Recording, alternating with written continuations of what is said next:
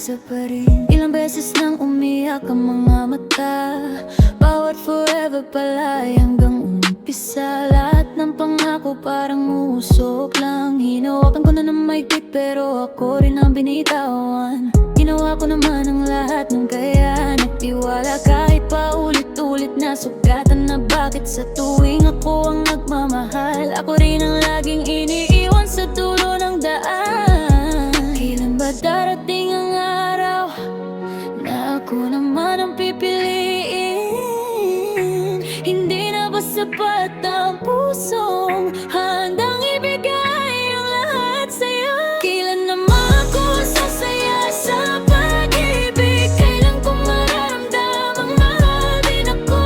Gusto ko lang namang magmahal at mahalin ng buong buo.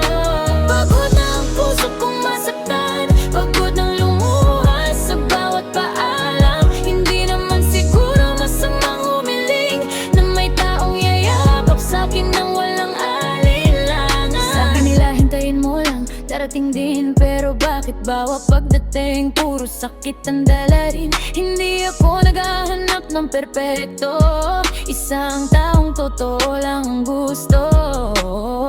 Yung hindi ako iiwan kapag mahirap, hindi ako papalitang parang walang kaharap. Yung alagaan ako kapag pagod na, at ipaparamdam na sapat ako araw-araw. Hindi ko kailangan ng mamahaling regalo, kunting oras at respeto, sapat na siguro. Di ba ang pag-ibig ay hindi laro? Bakit ako ang laging talo?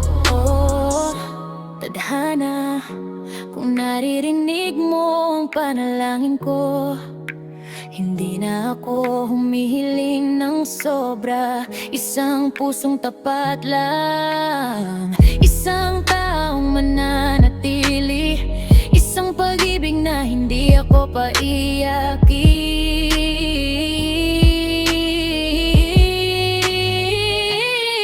Kailan naman ako sasaya sa pag-ibig? Kailan ko mararamdamang ako'y sapat na? Gusto ko lang maranasan, mahalin, pahalagahan at alagaan. Kung sino man ang susunod na darating sa buhay ko, sana mahalin niya ako ng tapat, hindi pansamantala. Hindi kapag kumple, kundi habang buhay.